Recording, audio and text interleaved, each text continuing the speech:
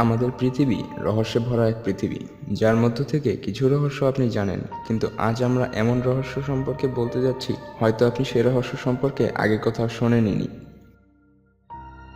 1 নম্বরে রয়েছে গাছের ভিতরে ঢুকে যাওয়া সাইকেল। ওয়াশিংটনের ভাসন আইল্যান্ডে রয়েছে এক বিচিত্র গাছ, যার মধ্যে এক মরিচা পড়া পুরনো সাইকেল ভিতরে ঢুকানো অবস্থায় আছে। শুধু সামনের এবং পেছনের টায়ার দেখা যায় সাইকেলটির। দেখতে তো এমন লাগে যে গাছটি মনে হয় সাইকেলকে খাওয়ার প্রচেষ্টা চালিয়েছিল, কিন্তু অর্ধেকটাই খেতে পেরেছে। আর কেউ এটাও জানে না যে সাইকেলটা কিভাবে গাছের ভেতরে চলে গিয়েছে। এর উপরে বহু কাহিনী প্রচলিত আছে, তবে বিখ্যাত যে কাহিনীটি প্রচলিত আছে সেটি হলো এই যে সাইকেলটি কোনো এক বালকের ছিল, যে এই সাইকেলটি গাছের পাশে রেখে যুদ্ধে চলে গিয়েছিল এবং মারা গিয়েছিল। এবং দ্বিতীয় ঘটনা অনুযায়ী একজন মানুষ এই সাইকেলটিকে এই গাছের কাছে ফেলে এই আইল্যান্ডকে ছেড়ে চিরতরে চলে গিয়েছিল। আর কিছু লোক তো এটাকে মানুষের কারসাজি বলেও মনে করে, কিন্তু এটা তো হওয়া সম্ভব নয়, কারণ বেশ কিছু বছর ধরেই অন্য আরেকটি গাছ এক মোটরসাইকেলকেও গলৎকরণের প্রচেষ্টা চালাচ্ছে। এই ছবিটিতে তা স্পষ্ট দেখা যাচ্ছে।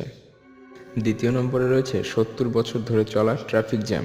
5 মিনিটের কোনো ট্রাফিক জ্যামই আমাদের জীবনকে অতিষ্ঠ করে দেওয়ার জন্য যথেষ্ট, কিন্তু কোনো ট্রাফিক জ্যাম যদি 70 বছর ধরে চলে, তাহলে জ্যামে থাকা গাড়িগুলোর এমন হাল হওয়া কোনো আশ্চর্যজনক বিষয় নয়। এই যে গাড়িগুলো আপনি দেখছেন, এগুলো এভাবেই 70 বছরেরও বেশি সময় ধরে এখানেই দাঁড়িয়ে আছে। 70 বছর আগে এই গাড়িগুলো একেবারে নতুন ছিল, অন্য গাড়িদের মতোই মানুষ বহন করত, চলতো। হঠাৎই তাদেরকে একদিন দাঁড়িয়ে যেতে হয়, আর দাঁড়িয়ে থাকতে থাকতে আজ তাদের এই অবস্থা। না কোনো দিন তাদের মালিক তাদেরকে নিতে এসেছে, আর এই জায়গা গাড়ির এক আস্তানা হয়ে গিয়েছে। এই রহস্যময় জায়গাটি রয়েছে ইউরোপের বেলজিয়ামের এক জঙ্গলে, যেখানে আনুমানিক 500 পুরনো গাড়ি এভাবেই পড়ে আছে, যা দেখতে বড়সড় ট্রাফিক জ্যামের মতোই লাগে।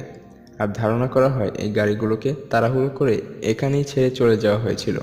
কিন্তু কেন? আসলে এই গাড়িগুলো হলো বেলজিয়ামে বসবাসরত আমেরিকান সামরিক সৈন্যদের। দ্বিতীয় বিশ্বযুদ্ধের সময় নিজের নিজের গাড়ি এখানেই ছেড়ে যুদ্ধে চলে যেতে হয়, আর তখন তারা এই গাড়ির জঙ্গলে লুকিয়ে পার্ক করেছিল, এটা ভেবে যে যুদ্ধ শেষে এগুলো এখান থেকেই নিয়ে যাবে। কিন্তু যুদ্ধ শেষে সেই সৈন্যরা আমেরিকা পর্যন্ত নিয়ে যাওয়ার খরচ জোগাড় করতে না পারায় গাড়িগুলো এখানেই এই অবস্থায় ফেলে চলে যেতে হয়। 3 নম্বরে রয়েছে পর্তুগালে হওয়া অ্যাঞ্জেল হেয়ার রেইন, অর্থাৎ পরীদের চুলের বৃষ্টি। 1995 সালে পর্তুগালে দুপুরের পরে সাদা রঙের রেশমি তুলার মতো এক আজব জিনিস আকাশ থেকে পড়তে থাকে। মানুষ ঘর থেকে বাহির হয়ে এই বিচিত্র ঘটনাটি দেখা শুরু করে, আর এই ঘটনাকে তারা নাম দেয় অ্যাঞ্জেল হেয়ার রেইন। নিচে পড়ার পর দেখা যায় এগুলো অনেকটা মাকড়সার জালের মতো। আর সবথেকে বিস্ময়কর তথ্য হলো যে এটার উপরে আলট্রাভায়োলেট লাইট পড়লে এটা জীবিত হয়ে যায়।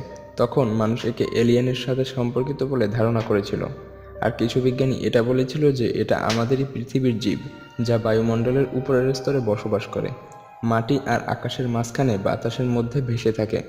তারপরে পৃথিবীর আলাদা আলাদা জায়গায়ও এই একই ঘটনা ঘটে, যেমন ফিনল্যান্ড এবং কানাডা। কিন্তু এই আজব জিনিসগুলোর স্যাম্পল বিশ্লেষণ করার আগেই কেমন যেন গায়েব হয়ে গিয়েছিল। 4 নম্বরে রয়েছে 1955 সালে গায়েব হয়ে যাওয়া এক বিমান, যা 37 বছর পরে ল্যান্ড করে। 1995 সালে ফ্লাইট 914 57 জন প্যাসেঞ্জার নিয়ে উড়ে দিয়েছে নিউ ইয়র্ক থেকে মায়ামির উদ্দেশ্যে, কিন্তু এই বিমান আর কখনো মায়ামি পৌঁছায়নি। 37 বছর পরে 1992 সালে ওই একই বিমান ভেনিজুয়েলার বিমানবন্দরে ল্যান্ড করে, আর কন্ট্রোল টাওয়ারের সাথে তারা কথাও বলেছিল। এয়ারপোর্টের রাডার স্ক্রিনে তখন কিছুই ছিল না, কিন্তু তাও এয়ারপোর্টের সব মানুষ বিমানটিকে দেখেছিল, আর কাছ থেকে গ্রাউন্ড স্টাফেরা বিমানের যাত্রীদেরকেও দেখেছিল, যারা জানালা থেকে আশ্চর্য হয়ে বাহির দেখছিল। পাইলটের কথা থেকে এটা বোঝা যাচ্ছিল যে তারা খুবই ঘাবড়ে গিয়েছিল।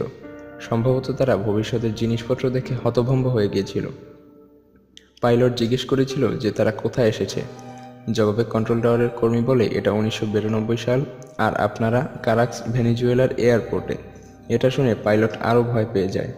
নিজের ককপিটের জানালা খুলে হাত নাড়িয়ে বলে, আমাদের থেকে দূরে থাকো, আমরা চলে যাচ্ছি। আর তার কিছু সময়ের মধ্যেই ওই বিমান দ্বিতীয়বার টেক অফ করে, আর আকাশে চিরতরের জন্য গায়েব হয়ে যায়। কিন্তু যাওয়ার পূর্বে বিমান থেকে একটা ক্যালেন্ডার উড়ে মাটিতে পড়ে যায়, যা 1955 সালের ছিল, যা এই ঘটনাটির সবথেকে বড় সাক্ষী হয়ে যায়। আর সেই সাথে কন্ট্রোল টাওয়ারের সাথে হওয়া সেই কথাবার্তারও রেকর্ডিং সেখানে ছিল, আর সেখানে উপস্থিত সকল মানুষ এই ঘটনাটির সাক্ষী হয়ে যায়। 5 নম্বরে রয়েছে গরিলার হাতওয়ালা বিচিত্র প্রাণী। মুভিতে দেখানো কাল্পনিক প্রাণীগুলো কিছু এই পৃথিবীতেও থাকতে পারে। এই কথা কেউই অস্বীকার করতে পারবে না, কারণ পৃথিবীতে যে কত ধরনের প্রাণী রয়েছে তা ধারণা করাও সম্ভব নয়। এ সম্পর্কে আমরা মায়াজাল চ্যানেলের অন্য একটি ভিডিওতে আলোচনা করেছি। ভিডিওটি না দেখে থাকলে ডেসক্রিপশনে লিঙ্ক দেওয়া আছে, সেখান থেকে দেখে আসতে পারেন। তো এমনই এক প্রাণীর দেখা পাওয়া গিয়েছিল অস্ট্রেলিয়ার এক অজগর সাপের মুখের ভেতরে। কুইন্সল্যান্ডের অস্ট্রেলিয়াতে একজন ব্যক্তি নিজের গ্রামের বাড়ির ঘরের পাশ থেকে এটাকে দেখতে পায়।